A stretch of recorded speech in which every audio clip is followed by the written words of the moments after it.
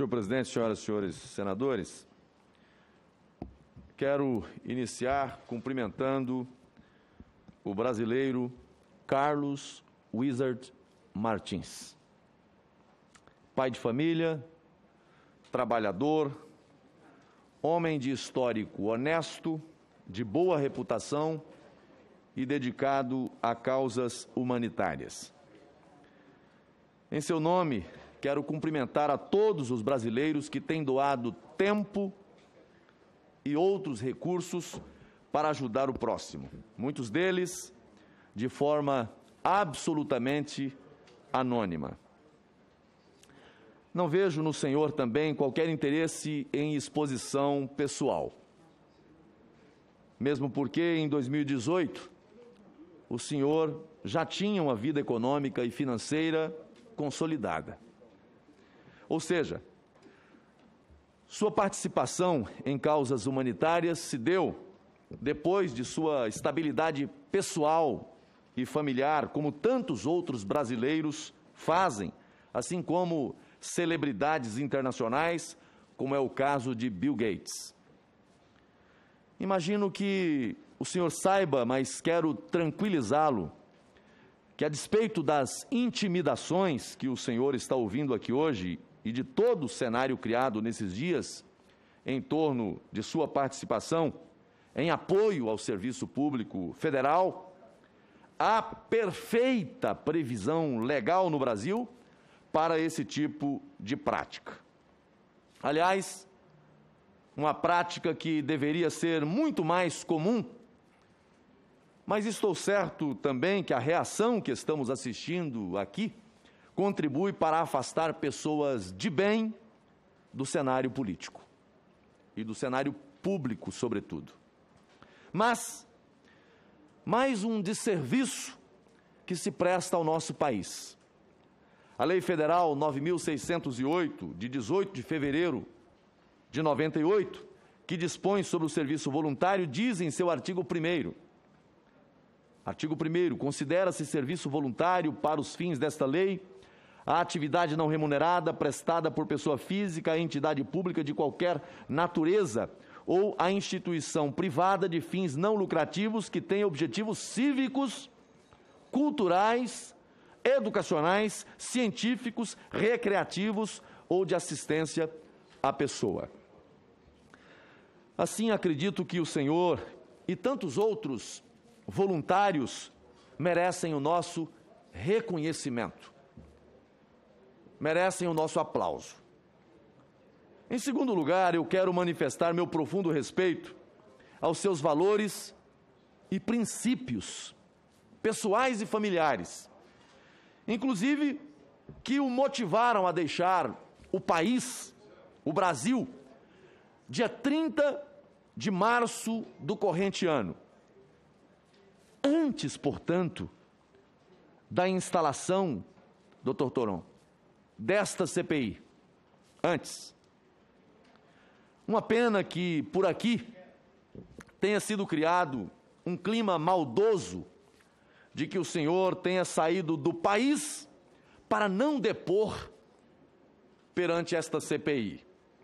Mais uma narrativa. O senhor viajou dia 30 de março.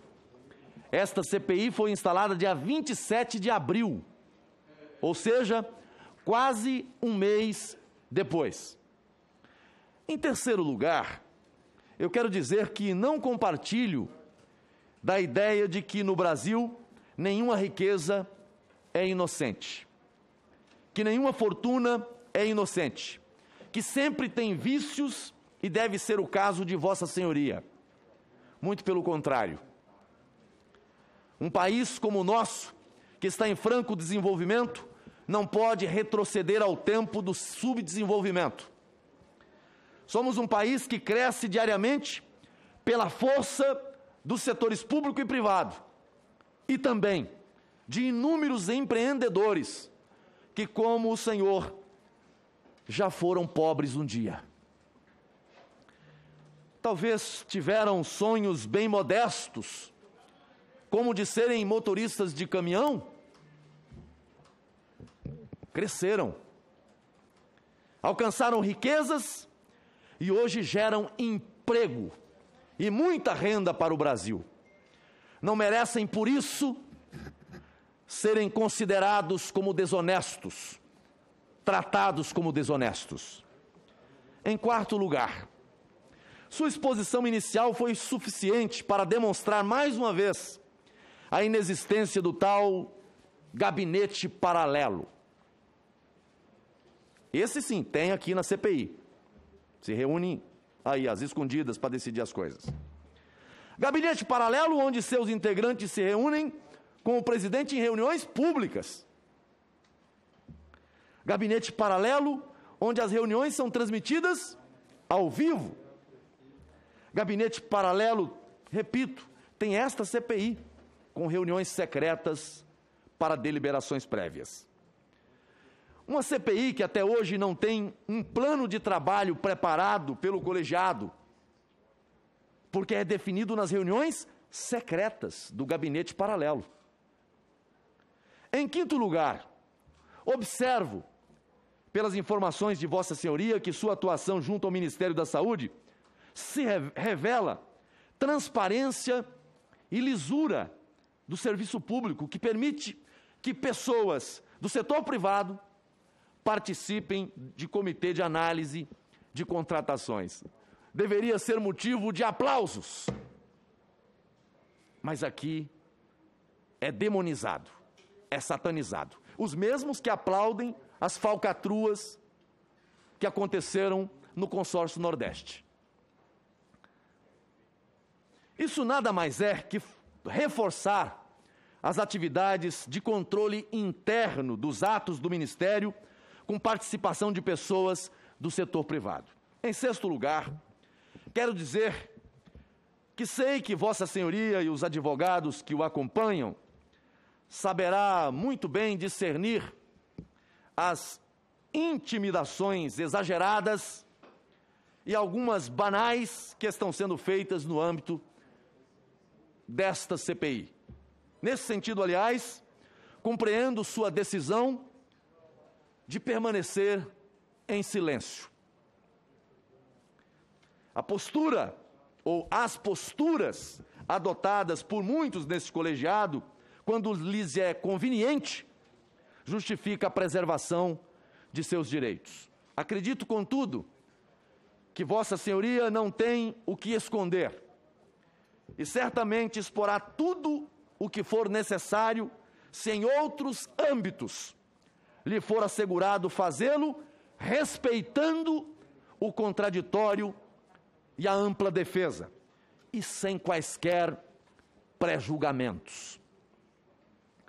Aproveito esse momento para agradecer mais uma vez pelo reconhecimento ao direito dos advogados, que aqui presentes cumpre o seu papel, direito sagrado, em respeito ao que pregoniza o Estatuto da Advocacia. E aqui cumprimento uma vez mais o doutor Toron.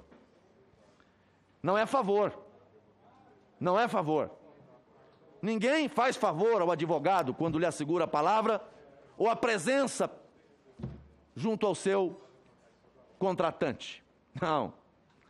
Estamos aqui em um processo investigativo, com poderes próprios de autoridades judiciais, o que não retira em momento algum o pleno direito dos advogados na prática das atividades que lhes são privativas, inclusive o direito de se manifestar na defesa de seus constituintes.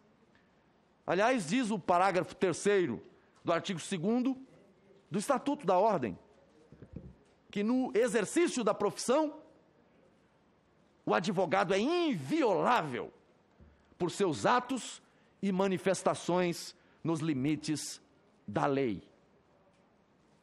Ousar ameaçar, retirar um advogado é rasgar a Constituição, é tripudiar de lei federal. É um papel sagrado que deve ser defendido com toda a força, com toda a veemência. Por isso já foi superado pelo bom senso. Aproveito. É verdade. É uma afirmação tardia. É verdade. Não, não é tardia, porque em outras ocasiões já foi negada aqui a palavra ao advogado, senador. Não é verdade. Não é verdade na ótica de Vossa Excelência. O Brasil inteiro está acompanhando e testemunhando. Não é verdade. Por isso, aproveito para agradecer a sensibilidade da mesa da comissão no dia de hoje, para reconhecer esse direito e assegurar o direito à fala do advogado, porque isso é fundamental para qualquer processo, inclusive em qualquer fase investigativa.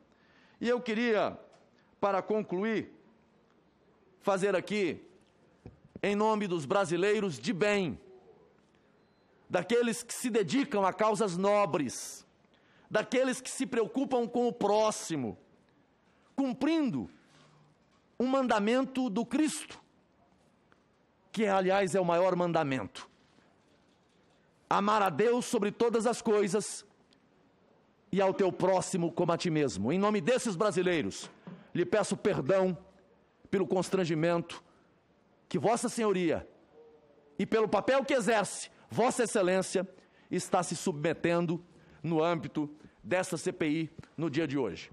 Brasileiros como Vossa Excelência deveriam ser homenageados e não tripudiados. Deveriam ser aplaudidos e não expostos de maneira tão cruel como está acontecendo aqui no dia de hoje. Eu faria algumas outras considerações em relação a esse tema, mas não vou lhe fazer perguntas. O que Vossa Senhoria fez no início, a exposição que fez, para mim é o bastante, é o suficiente. Mais uma vez, que tudo isso que aconteceu aqui não lhe tire do foco, do objetivo, da missão de vida, a par daquilo que Deus lhe deu: servir, cuidar. E que outros, inspirados no ide do nosso mestre, possam fazer a mesma coisa sem temer qualquer tipo de violação ou de constrangimento ilegal. Deus lhe abençoe. Deus abençoe o Brasil. Muito obrigado, presidente.